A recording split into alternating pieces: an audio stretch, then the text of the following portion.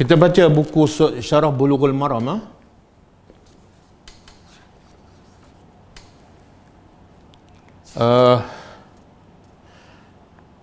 Hadis yang ke-130.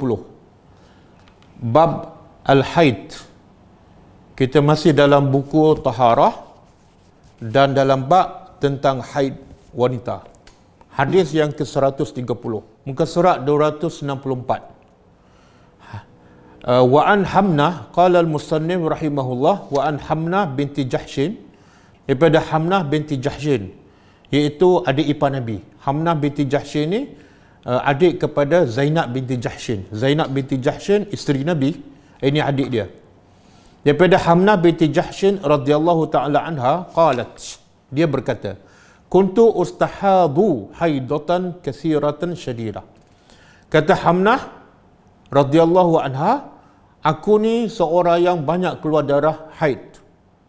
Aku orang yang banyak keluar darah haid.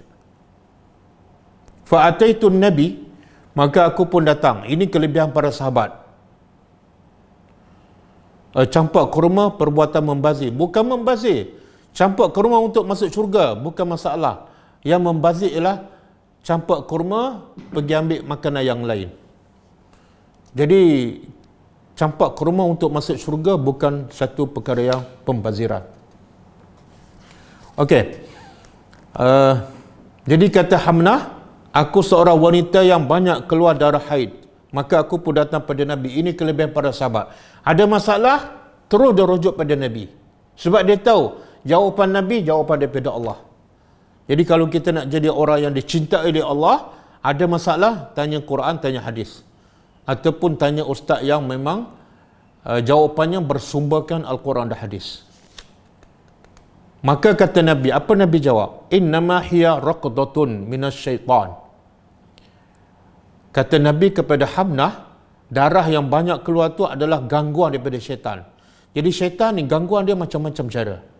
Talbisu iblis. Kadang-kadang dia bagikan darah tu selalu keluar. Supaya apa? Supaya kita ragu-ragu, ni darah haid ke darah istihadah. Akhirnya darah tu darah istihadah, tapi menyebabkan orang tu tinggal solat, menyebabkan orang tu tinggal puasa sebab keliru dengan darah. Jadi Nabi kata itu gangguan syaitan, kena berhati-hati. Solusinya apa? Nabi kata fatahayyadi sittata ayyam. Kalau kamu darah banyak dan selalu keluar, maka buat 6 hari, bagi cukup 6 hari ataupun 7 hari. Sebab kebiasaan wanita datang haid 6 ataupun 7 hari. Lepas 6 hari ataupun 7 hari, semua irtasili, kemudian mandi.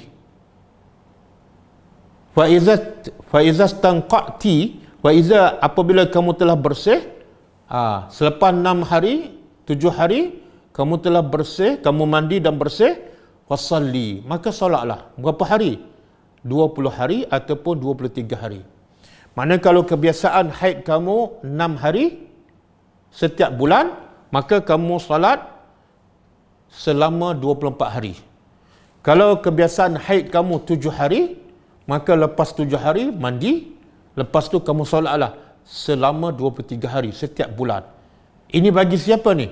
Bagi orang yang tak tahu beza darah haid dan dengan darah istihadah. Bila tak tahu beza, Nabi bagi kaedah. Okey.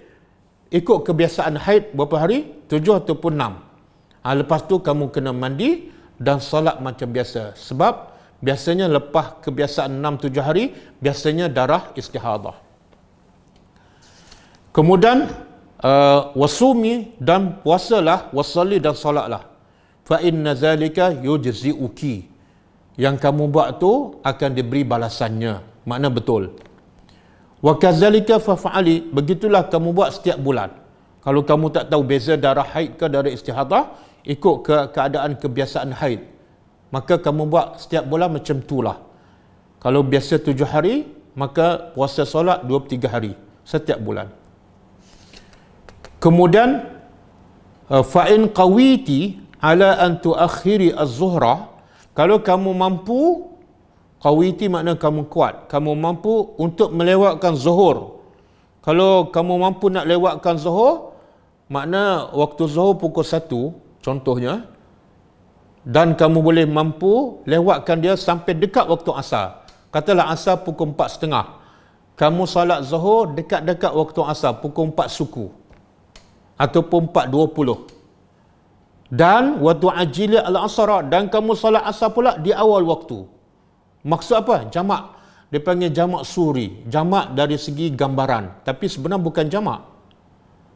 Iaitu kamu lewatkan solat Zuhur di akhir waktu Zuhur dan solat asar di awal waktu asar. Makna habis je Zuhur, elok-elok habis Zuhur, habis waktu Zuhur, terus masuk waktu asar dan terus solat asar. Summa taghtasili hina tathurina. Kemudian kamu mandi ketika kamu bersuci. Maksudnya setiap kali kamu nak solat, kamu mandi. Ulama beza pendapat, mandi untuk darah istihadah sunat ke wajib? Ada kata wajib, ada kata sunat. Tapi pendapat paling kuat, mandi ketika darah istihadah hukumnya sunat. Jadi disebut mandi di sini maksud dia sunat. Yang wajibnya adalah berwuduk. Kemudian watasalli, lepas kamu bersuci, kamu mandi, kamu solat Zuhur dan asar jami'an secara jamak. Jamak suri dipanggil. Semua begitu juga ketika maghrib, kamu lewatkan maghrib dekat dengan waktu isya. Kemudian kamu mandi dan kamu solat secara jamak maghrib dan isya. Maghrib kamu lewat dekat-dekat isya, habis solat maghrib, elok-elok masuk waktu isya, kamu pun solat isya di awal waktu isya. Begitu juga kamu solat subuh, kamu mandi, subuh tidak jamak, kamu mandi dan berwuduk, kemudian kamu, maksud apa ni? Kalau darah istihadah, disunatkan mandi setiap kali solat, disunatkan mandi setiap kali solat. Dan kalau susah, disunatkan mandi 3 kali sahaja, iaitu dengan jamakkan Zuhur dengan asar, Zuhur dekat-dekat akhir waktu, kemudian solat asar sekali mandi, kemudian maghrib dengan isya sekali mandi, kemudian subuh sekali mandi.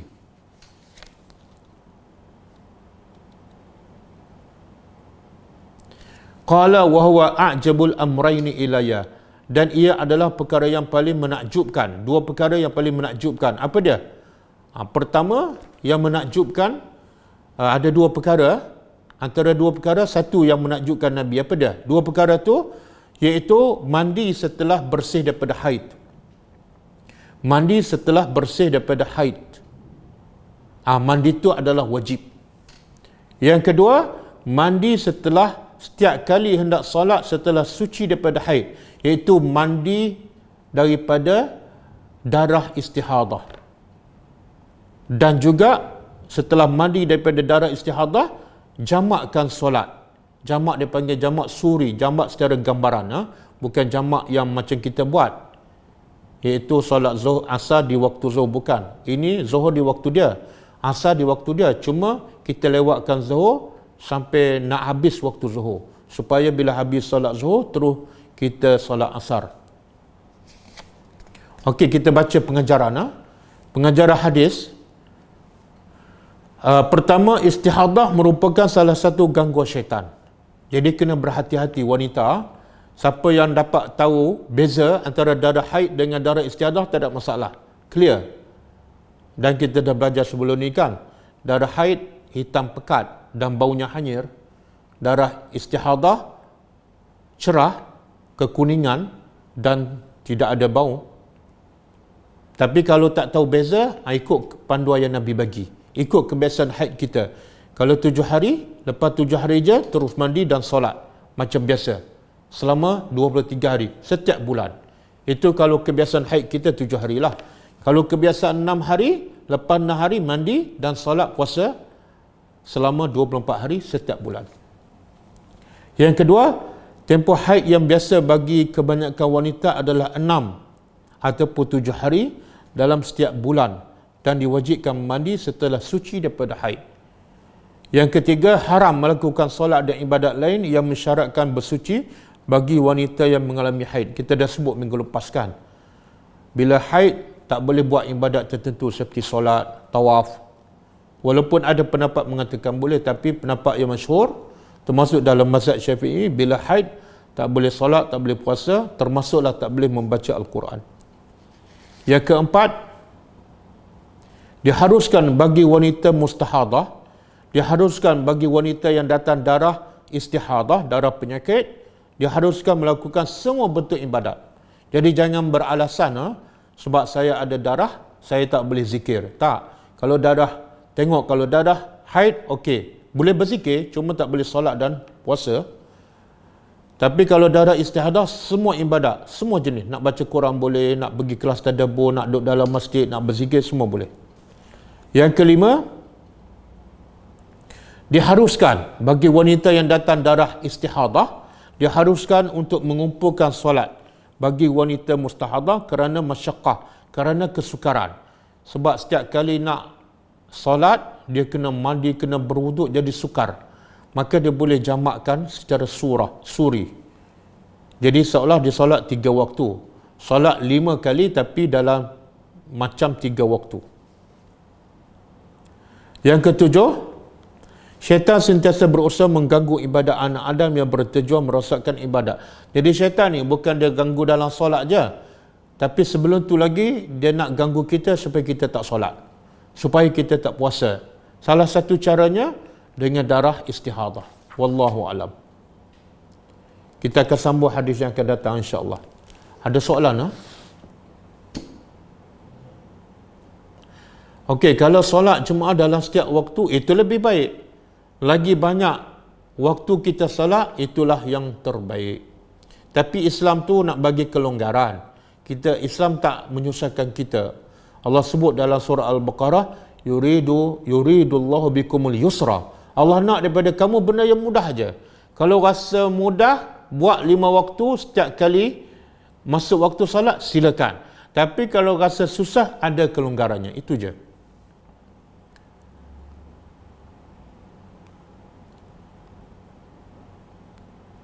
Okey, boleh. Boleh Ustaz bagi dalil rujukan kepada penerangan untuk solat bagi darah haid dan istihadah. Okey, rujukannya dalam buku Syarah Bulughul Maram. Nanti saya snap dan saya post. Okey dah. Ada lagi? Tanya Ustaz macam-macam jawapan. Zikir Allah, cara mufrad. Saya dah jawab lah. Nanti kita akan bincang kelas hari Sabtu ni. Kelas hari Sabtu insya-Allah pukul 10.30 kita bincang tentang nama Allah, iaitu Allah.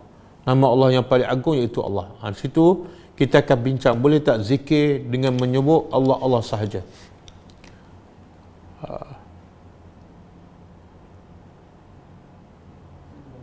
Tak ada? Okey, kalau tak ada kita tutup dengan membaca tasbih kafarah. Subhanakallahumma wa bihamdika asyhadu an la ilaha illa anta astaghfiruka wa atubu ilaik. Assalamualaikum warahmatullahi wabarakatuh.